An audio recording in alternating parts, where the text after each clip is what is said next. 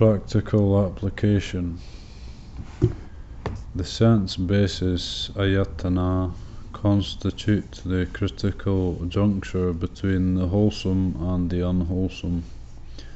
One path leads to heedlessness, immorality, and an indulgence in worldly things. Another path leads to comprehensive knowledge, skillful actions, and liberation. If people fail to develop a proper understanding and conduct in relation to the sense basis, they tend to be enticed or seduced into indulging in worldly things. They spend most of their energy on seeking pleasing forms, sounds, fragrances, tastes, and bodily contacts, along with related amusements, to minister to their desires. As a result, they increase greed, hatred, and delusion, and cause trouble and turmoil for themselves and others. It is fairly obvious how conflict, maltreatment, exploitation, and oppression, along with other unresolved social problems, are largely a consequence of dissolute or unrestrained lifestyles, in which people are lured into a path of gratifying the senses until this behavior becomes intensified and habitual. Many people never receive any reminders or encouragement to reflect on their behavior and on how they cater to sense desire. They never consciously practice sense restraint, and as a result they become increasingly heedless. One aspect to resolving this ethical dilemma is to foster an understanding in people as to the proper role and limitations of the sense basis and the related sense objects.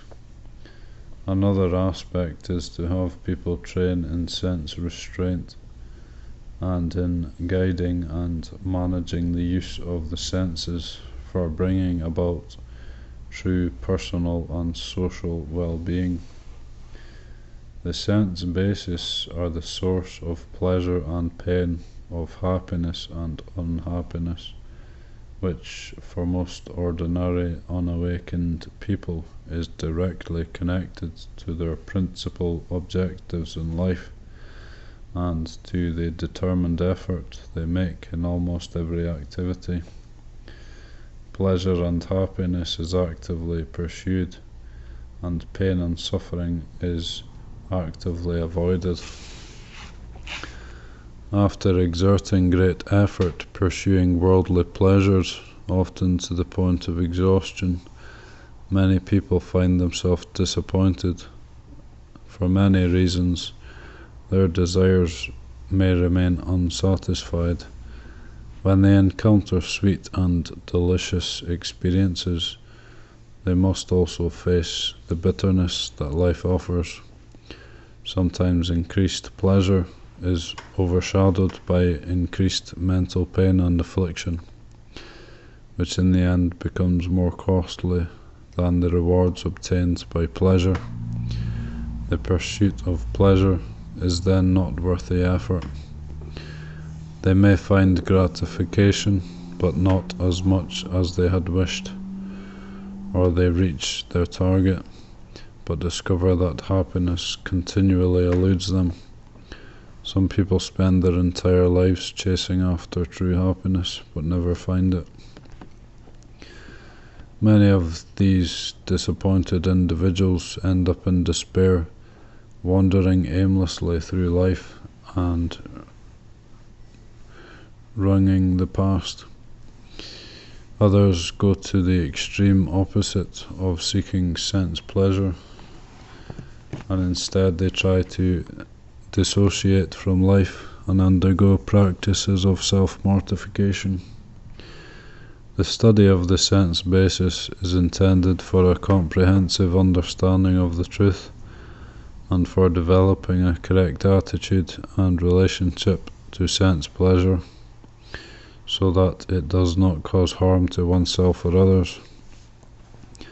At the very least, these teachings provide principles and guidelines for rectifying any problems resulting from engagement with the senses.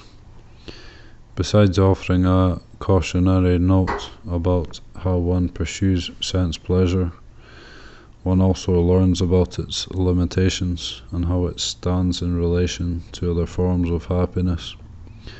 One is then able to pursue more refined kinds of happiness. Moreover, the way one deals with happiness and unhappiness is directly linked to ethical matters. The sense basis and their relationship to both the cognitive process and to wisdom development are linked to virtuous conduct from the very start. If one acts incorrectly from the beginning, the entire cognitive process is tainted.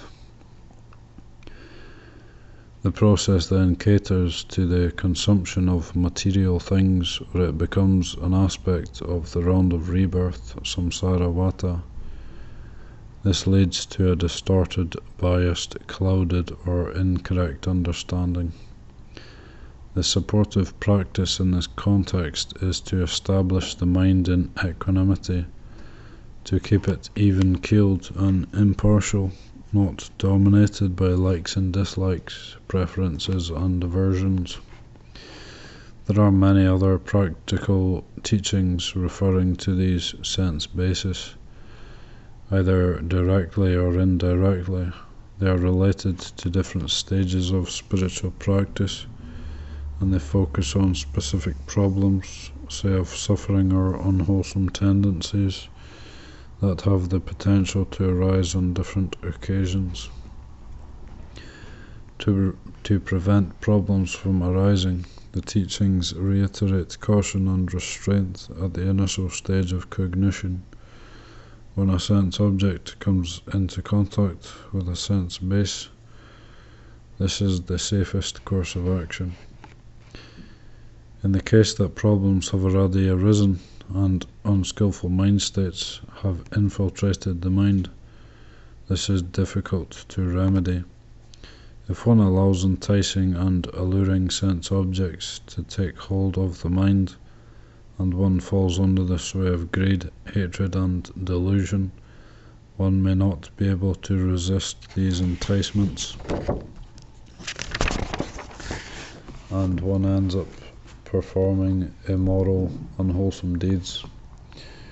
This is true even if one has a basic awareness of right and wrong. This is the reason such emphasis is given to taking precautions and protecting oneself from the beginning. A vital spiritual factor for establishing this care and protection is mindfulness, sati, which helps to anchor the mind.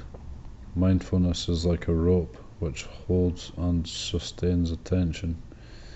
Mindfulness used at this initial stage of care and protection while receiving sense impressions is connected to the principle of sense restraint, indriya samvara, which is also referred to as guarding the sense doors, gutta dvara. Here mindfulness is fully prepared to receive a sense impression. For example, when seeing a visual form by way of the eye, one does not allow attention to fix on those signs and features that give rise to infatuations and resentments, preferences and aversions, and that allow unwholesome states to overwhelm the mind. Sense restraint prevents wrongdoing, wards off suffering, and averts distorted understanding. Using this principle of sense restraint effectively is not a simple act of will. However, for mindfulness to be well established, fully prepared, and constant, It must be trained and developed. Sense restraint must be repeated, exercised, and continuously applied. This is the meaning of the term Indriya Bhavana, cultivating the sense faculties. Those individuals who have cultivated the sense faculties are safe from unwholesome states, from suffering, and from distorted understanding. They are able to prevent these negative qualities from arising. Even if preferences and aversions manage to slip in, they are able to quell them or cast them aside instantly. Sense restraint Indriya Samvara is classified as part of the stage of morality, Sila. The essential factor of mindfulness, Sati, applied for such sense restraint, however, is classified as part of the stage of concentration, Samadhi. The practice of mindfulness involves constantly channeling the power of the mind and balancing attention, which thus also results in the development of concentration. Another spiritual factor emphasized in this context is wise reflection, Yoniso Manasikara, which is classified as part of wisdom, Panya. This factor is applied when one has already received a sense object, at which point one contemplates it in order to fully understand it. One contemplates the advantages and disadvantages of various objects, along with the state of freedom and well-being, in which one is not dependent on them. The positive and negative aspect of conditioned phenomena, then, do not determine our happiness or our fate.